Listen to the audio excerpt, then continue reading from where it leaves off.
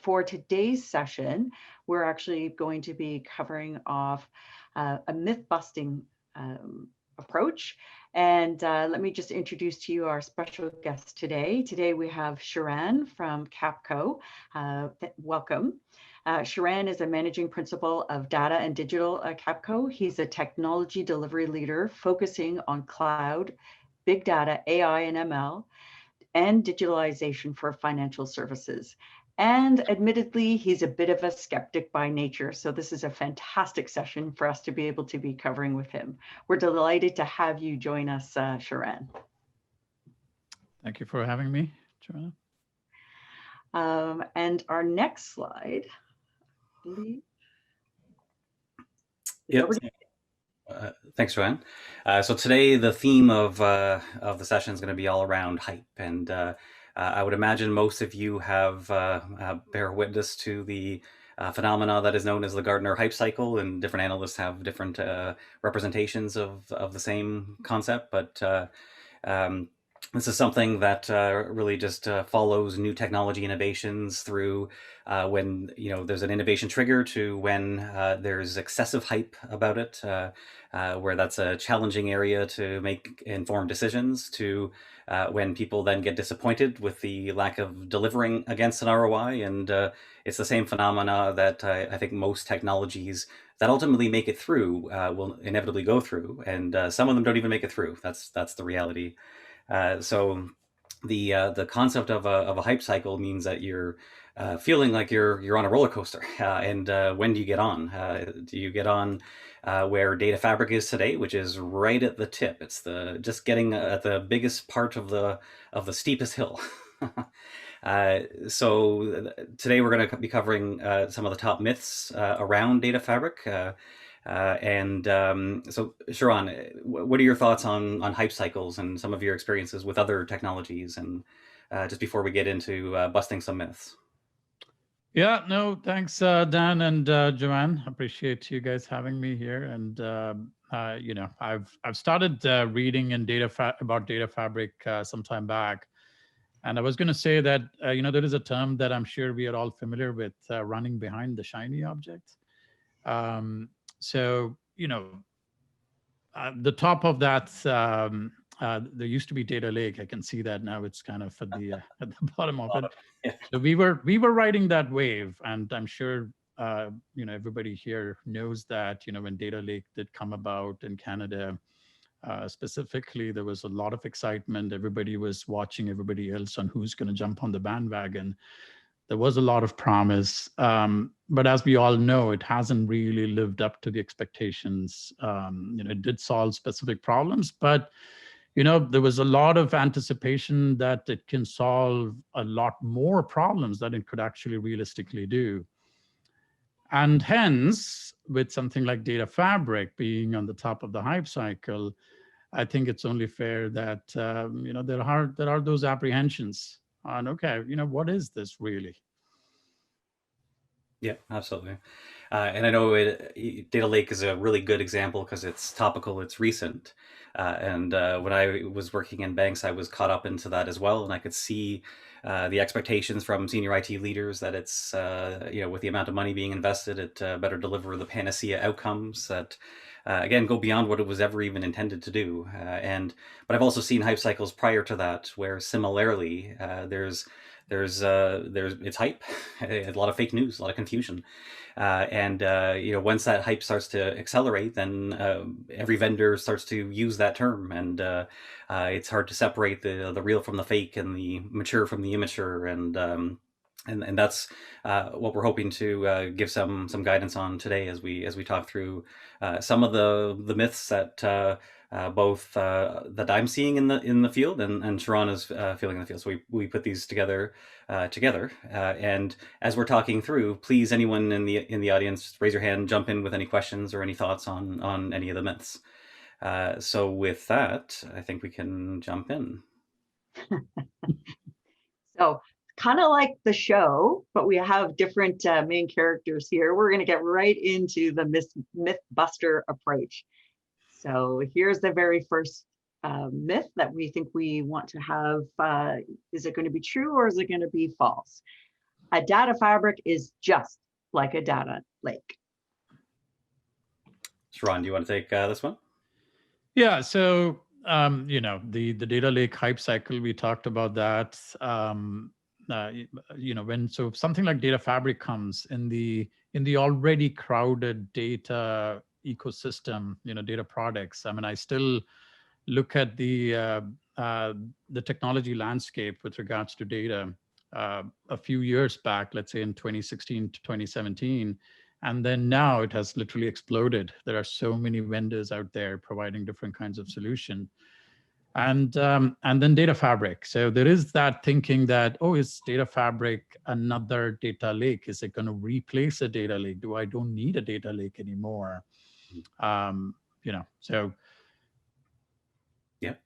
And I've personally seen a lot of confusion about this as well, partly because the problem with these terms, be it data fabric or data lake, there's no single authoritative source that says this is what it is and what it is not. So everyone's left to kind of figure it out for themselves. And eventually the crowd kind of settles on a common definition, but that often takes a while. But definitely, like my viewpoint is that a data lake is really its origins were around getting centralization of raw extracts out of operational systems, knowing that with ever advancing computational power, you can basically figure out how you want to slice and dice that data later. You want to start to build up that repository and have that consolidated view, even in raw form, knowing that you then have to curate it, you then have to organize it, and what you're then going to do with that is create insights. But this is not your operational platform, it's not your operational system, you don't run your business on it. It's really centered around enabling very sophisticated analytics and insight generation capabilities. That's at least my definition of a data lake, whereas a data fabric is the other end of that, is the other half of that, which is the operationalization of a business and the operationalization of technology. Sharan, I think we can both agree that this particular myth is false. Data fabric is not a data lake. So I have a quick question. Yeah. So what would you say to people that say like a data fabric is a data lake with a smart data manager that organizes and categorizes all the data for you so that it's usable and accessible and all that stuff? So I think there's actually not a right or wrong here. You can call anything you want because there's no single authoritative source. But I would expect a data lake to, as you start to make that data accessible, to have that intelligence, to be able to interpret that, because you're really getting into how do you make that data organized, curated, and accessible to folks. But the key difference is that you're not building your systems on it. So the data fabric is more on the operational side. It helps streamline your analytical side for sure. It can actually add a lot more value to organizing your data lake. But it's really the operational system. So to take a really extreme, simple example, if you imagine a company of the future where they are about net new, they have no legacy, you could run your business on your data fabric, but you wouldn't run your business on your data lake. Even though organizations have attempted to do that and continue to do so. Yeah. Yeah. So, Right. hey, Brian here. How do data lakes? Because a lot of companies do have data lakes. Yeah, for sure. Yeah. So, how do data fabrics work alongside data lakes? What's the role each of them play? Yeah, so your data fabric is, and some of the myths that we'll get to will cover similar topics, but the data fabric is it's not an infrastructure project that you invest in. You start to, a data lake, you have to hydrate it, you have to fill it up and keep it fill. So the fabric actually becomes a source for your lake, and it will simplify the hydration, because as you're building more and more in your fabric, you already have the pipe into the lake. And the output of the lake is, well, you need to curate that. You need to turn it into what in the olden days used to call a warehouse, basically an organized representation of that raw data. So the going from raw to curated requires an operational system. You need basically an app for that. You could build that app on your data fabric, and at the end of it, what you're getting out of your lake is your insights. But those insights need to be managed. That's not the end of it. If your insight tells you that customer John Smith is going to not renew his mortgage and is at risk of churning, well, that's the start of a business process. That is not the end all be all. So how do you app enable those insights? And that's where the data fabric comes in. So it very much complements the nature of what a data lake will do.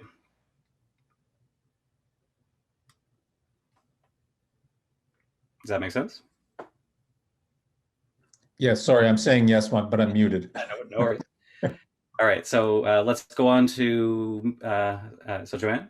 Yes, myth number 2, APIs and microservices will solve all my integration problems. So I'll start with this one. The answer is of yes. No, I'm joking. It's APIs. I like to think of as a code fabric. So if you think of what problem are they actually solving, it's let's go back to the days of monolithic applications where you had a single giant code base for your system that you used to run the company, and everything was centralized and monolithic, which obviously is a huge problem, hence the launch of distributed systems. But as you started to distribute systems, i.e. break them apart into smaller, more manageable pieces to better manage complexity, you end up needing code that calls other code. In the olden days, you would copy and paste the code across code bases. And then we would do things like symbolic linking and being able to have it be compiled in with my application if you have code that I want to use. And that then matured to, actually, why don't you compile it as a library and I'll package that library with my code, and that's how we'll manage our dependencies. And there's all kinds of challenges with this. So in fact, why don't we just make it so that I have a pointer to your code, you can independently deploy it, independently manage it, you can manage your own data within that, and I can simply refer to it. So I'll pass by reference instead of by value. Really, it's linking code. It's like a code network, a code fabric. And microservices is really just the evolution of service-oriented architecture with less so kind of centralized enabling technology, and it's more distributed. And it makes a lot of sense for code, but that code uses data. So to me, the APIs are solving to code what the data fabric solves for data. And that's actually where I see, just in my experience, the biggest friction point is the integration of data. That's the 50% tax that consumes the IT budget of every company on the planet. So that's my viewpoint. Sharan, what do you think? You're on mic or unmute. Gotta keep remembering that. Yeah, and I was saying that I fully agree that if you, and I'm sure everybody on this call would agree that if you look at any project, the moment you have an integration and the number of integration you have to do, the complexity is much higher. And that has been true with let's say data lake, which was which had the similar concept of let's get all the data in one place. And a lot of organization has made plenty of investments in just integrating the data, getting the data in to the lake, and not necessarily realize the return that they expect. Having said that, Dan, I would like to think that you could still build an API with the microservices pattern on top of a data fabric. Oh, of course, yes, yeah. And I think that's really the differentiator, saying, with regards to data integration and bringing the data to, let's say, a centralized location, the API and microservices doesn't really solve that problem, as you think about it. Yeah, but I think you're right, is that it actually is very complementary. So APIs and microservices are efficient code reuse. The data fabric is efficient data reuse. They all work by linking, not copying. So code is basically logic/services, and that uses data. So the code network, code fabric, uses your data network, data fabric. It's actually a magical combination and will continue to be for as long as there is code. So I think for this one, it is definitely false. It does solve many problems, but it doesn't solve the integration problem. All right. All right. So the next one is, should you buy a data fabric, not build one? Sharan, over to you. Yeah, no, this is where, my skepticism kind of peaks, where I go, because there's been, again, a lot of promise with out-of-the-box solutions. And especially with evolving technology or new technologies, there is always that concern that, okay, is it enterprise ready? Does it meet my security requirements? Can it scale? But if given a choice, a lot of organizations would prefer to go to a buy option rather than build option, and possibly build technical debt as part of that. So definitely, if there is an opportunity, if there is an option to buy or have an out-of-the-box solution to buy Data Fabric, that would be a great proposition. It is complex to build something like this. Yeah, and my view is, in the early days of new technology, this is a legitimate and fair question. But as the technology, like if you buy into the paradigm shift, then to me, there's only one right answer. Like, for the same reason that a big financial institution isn't going to build their own data persistence technology. They're not going to build a database. They're not going to build a computer operating system. They're not going to build a computer. There's going to be, and there's reasons why they don't and they wouldn't, and it's just not feasible. They have to focus on their core competency. So if you're evaluating new technology and you think it's going to be around for a while, and the question is, you're looking at current capabilities, but how are those capabilities going to evolve and advance over time? And do you want to be the bottleneck for taking advantage of those advancements and bottlenecks and increases to scalability and stability and all the other things that will ultimately kind of follow as technologies inevitably mature? So I think this is an interesting one, and it's a tricky one for sure, but it's an important one. But I think we agree that as long as you're going in with a rightful amount of skepticism, which you rightfully should, you should buy. And I say that's even beyond just Data Fabric. It's really just any platform that is not unique to your business. And you should build the platforms that are unique to your business, that differentiate you. All right, cool. All right, so our next myth that we need to bust is Data Fabric is just a new name for data virtualization. Dan, do you want to start this one? Sure. So it's kind of half true, because a data fabric is really virtualization is creating a virtual view of fragmented data, and while it may have some caching, it's generally suited for analytical use cases, whereas a data fabric often has persistence such that it can be used in much higher workloads that are more transactional in nature. So I'd almost see a data fabric as the matured version of data virtualization, and some fabrics will give you virtualization with persistence. Some may give you a hybrid. So definitely look for that when what's important to you. So Cinchy, as an example, it does virtualization with persistence. It doesn't do virtualization where you don't persist, and that's something that we've consciously chose to do. But I think that's the fundamental difference, is they both give you that consolidated view, that single access point.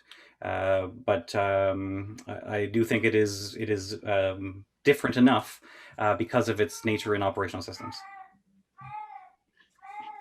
And that would be Dan's cat that has shown up right on time. He always wants to be part of the story. Yes. Sharan, did you want to add anything to that? Yeah, no, absolutely. I agree with Dan. Data virtualization kind of was trying to fill in that gap where, the integration cost was too high, but the return is just not there. So why move the data and put it somewhere else and try to do, the use cases on top of that if I have a solution where I don't need to do that?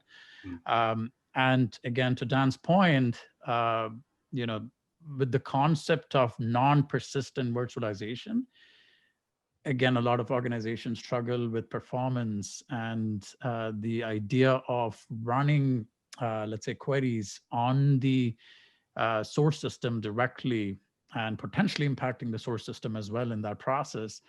So it's not, it's not, again, a magical fix-all problems solution to all problems, but yeah, it's definitely kind of fits in right where there was that gap.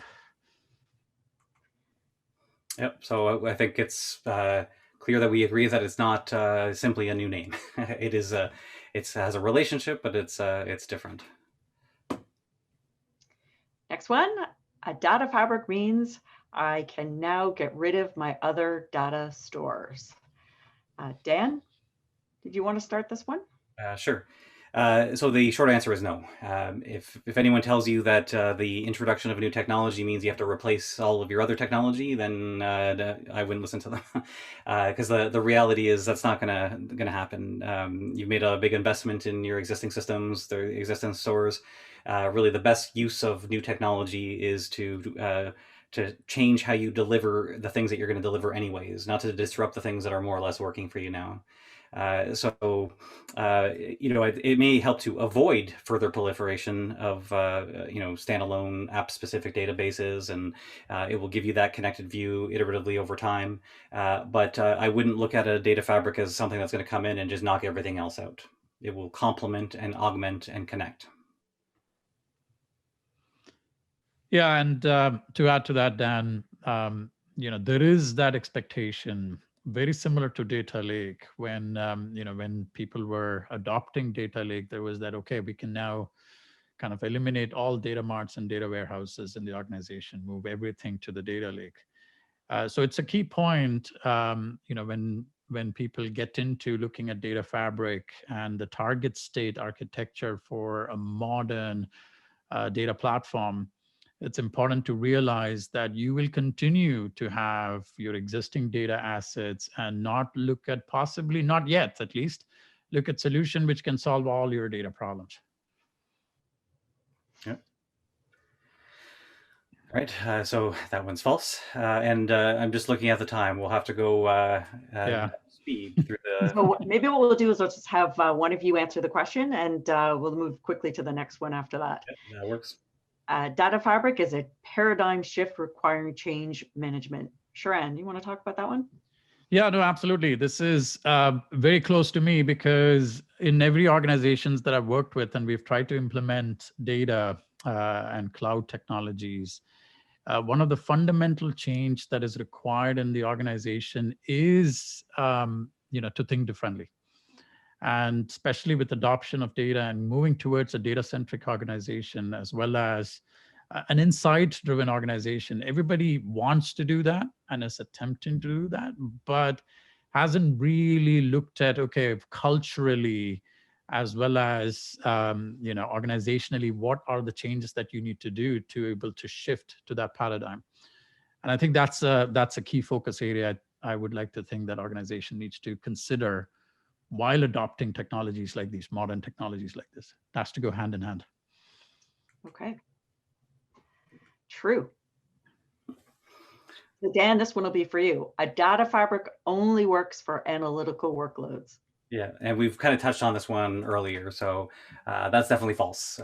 If anything, it's more centered around the operationalization of capabilities with continuous intelligence, and where the connected network kind of builds itself as you deliver new business capabilities.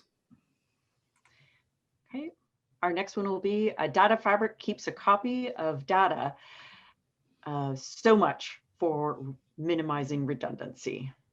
Sharan? Yeah, no, I'm happy that the right myths are coming to me.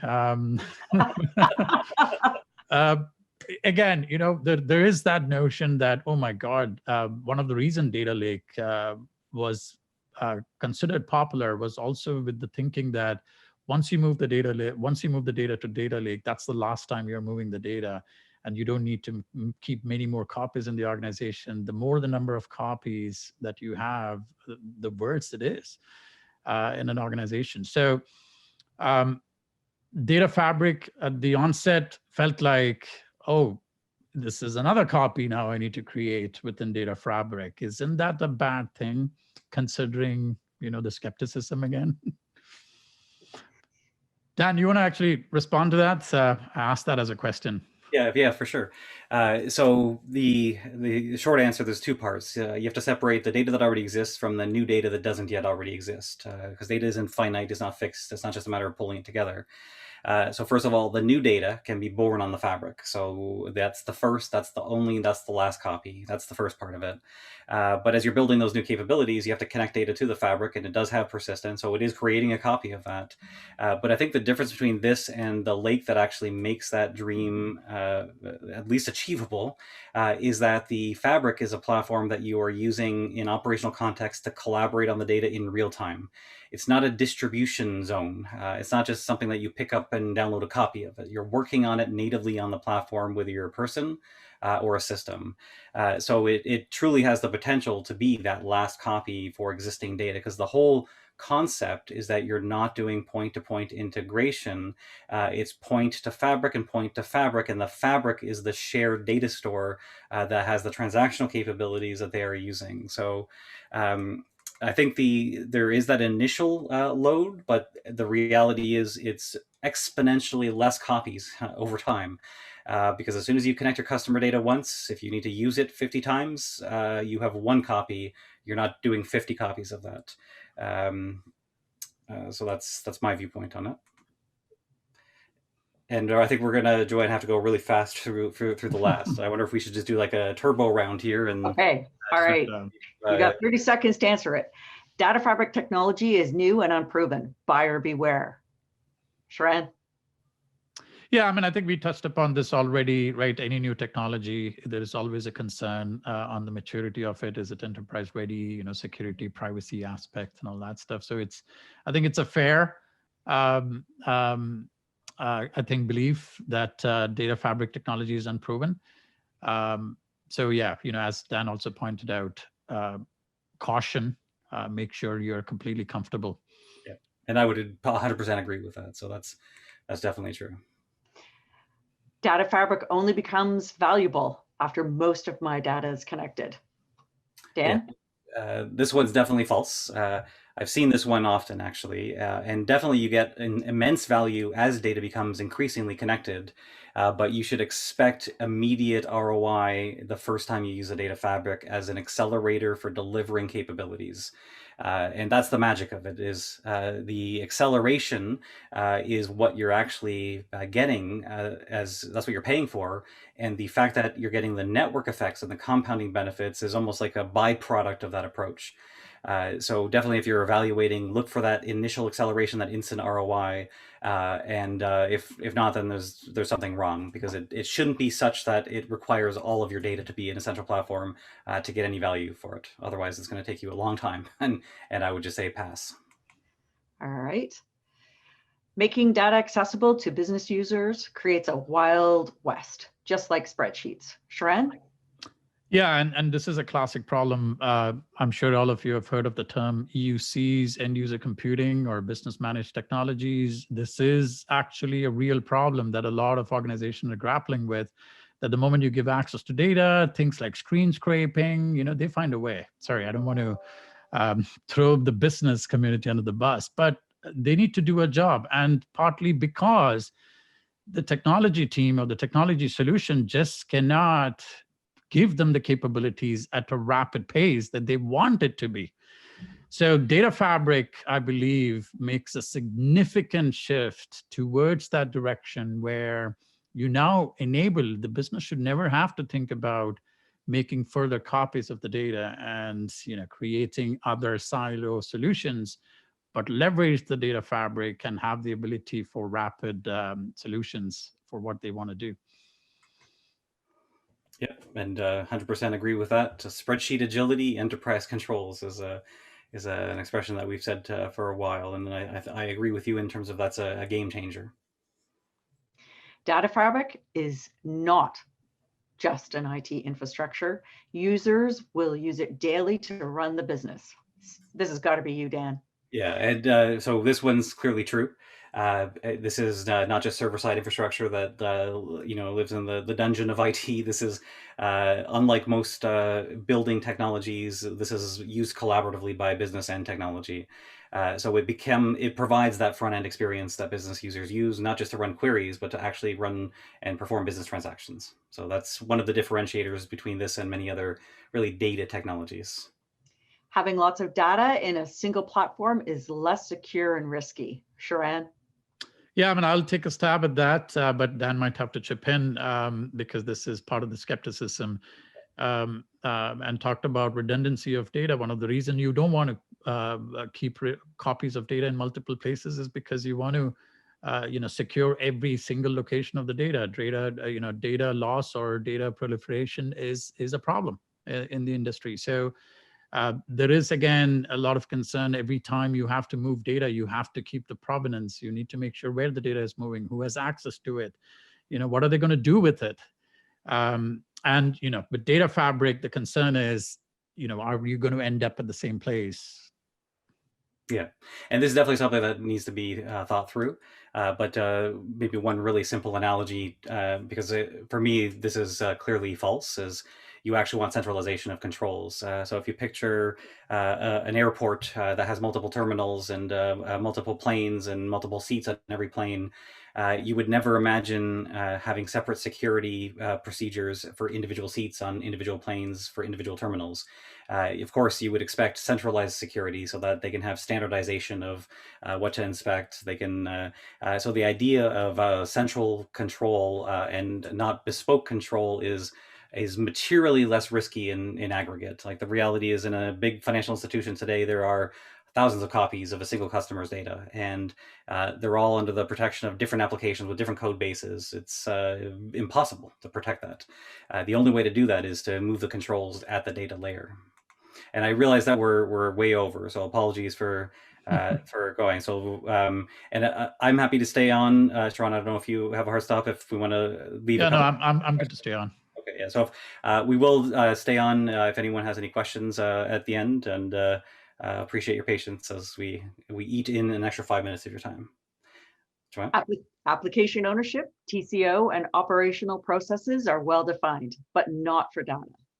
Dan, you want to take this one? Yeah, so I think this is actually true. And it kind of touches on what Sharan mentioned earlier around the change management side of it. So like we've lived in an app-centric world for 40 plus years. And it was new and exciting in 1979 when the first relational database launched. And so we've had a lot of time to kind of work out the kinks in terms of how to figure this stuff out. But in a data-centric world, this is all new. So it does require some thought leadership and some so that's going to be part of the course as an adopter of a new methodology. Is you're going to be you have to make the choice. Are you a fast follower, a slow follower, or early adopter kind of thing? And part of the challenge is that you're going to have to really work with the community to help sort this stuff out. And that's on the challenge side. And on the opportunity side is you can reap the rewards of doing less integration, having control over your data, and all the other immense benefits. So this one's true. All right, and our final question is, data is the new oil. Sharan? Yeah, I'm sure Dan would want to add to what after I said that. Yeah, I mean, this has been one of the phrases, data is the new oil, data is the new bacon, there's many terms like that, which was, again, an attempt to make sure that organizations understand the importance of data, understand that you need to look at data differently. Data is really an asset for every organization.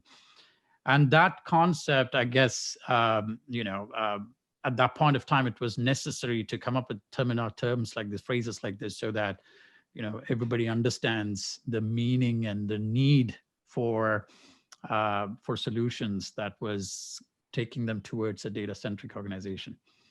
Dan? Yeah, and I definitely see that as well. And I think what I've come to just appreciate over the recent years is data is like sugar and flour. It's like the raw ingredients, but you don't want to bite into raw flour. It's not going to taste very good. What you want to do is you want to cook that into a meal. So it's and that meal is actually intelligence. So the intelligence enablement requires data, but it is not automatic by simply having data. So this one's definitely false, where it's really intelligence that has a dependency on data that's going to be the differentiator for companies. And in my view, it's not a 10-year out phenomena. This is like in this decade. This is the new weapon that's going to determine what companies become the superpowers of this decade, is the ability to have continuous intelligence, operational intelligence, collaborative intelligence. So at this point, we've covered off 10 of false myths, and we've uncovered 5 true ones. I'd like to just pause here to see if there's any questions in the group. For anybody that's in our audience that's still here, we'd love to hear from you. Hey guys, it's Brian again. So, you mentioned earlier there's this plethora of data applications, data technologies, data frameworks out there in the market. How do you position data fabric versus data graphs, data, like what's the how do we, chatting to the CDOs and the business people, how do we separate out data fabric as something that they should pay attention to? Right. And that's a great question. My way of looking at it is a data fabric is really part of a major shift towards data centricity, and it's a data-centric enabling platform. Whereas generally technologies that exist in the data world over the past decades, they address individual symptoms of an app-centric approach. So they're working, something as simple as reconciliation, where you're comparing data sets across 2 systems that only needs to exist because data is duplicated. So if you think of, all the technologies, master data management, data quality management, these are all solutions to symptomatic relief for the problem, which is data is fragmented and siloed.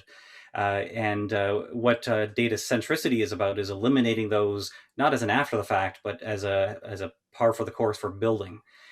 So the companies of the future never have silos, and the companies of the present can start to untangle and break down those silos instead of continuously chasing your tail and working around them. So I think you could broadly compare the way that the macro buckets are technology that you use to build applications in an app-centric approach. That's one category. You got pro code, low code, no code, all the different things there, thousands of variations there. And then you have the dozens of categories with thousands of vendors offering different products that address the symptoms of that approach. And then that's the second big macro bucket. And the third macro bucket is the world of data-centric architecture, which is the new foundation for building the new things, whether you're a new company or an old company, but making sure that the new things don't suffer from the same problems of the app-centric approach. So what I'll tell people very early on is this is a paradigm shift that you either buy into or you don't. You either believe that data centricity is the future or you don't. And if you don't, then you want to stay clear from data fabric for sure. But if you do, then the question is, how do you fight the good fight to get the initial buy-in and de-risk the deployment so that you're getting that instant value? I've got a question here in the chat. Sharan, if you want to do this one, is a data fabric suitable for specific types of industries over others, or is it industry agnostic? Yeah, I can definitely take a stab at it. The answer is no. It's not specific to any industry. It can apply the solution to any industry as you want, because it doesn't really tie yourself to a specific vertical, the solution, or even the concept. The concept is really the idea of taking that data and creating experiences and insight or intelligence from that data. And it could be any data. Dan, correct me if I'm wrong. Yeah, no, I 100% agree. It's definitely suitable for highly regulated ones, but if you don't work in highly regulated, you can never have too much ability to control data. So I very much agree with what you said. Okay. Any other questions?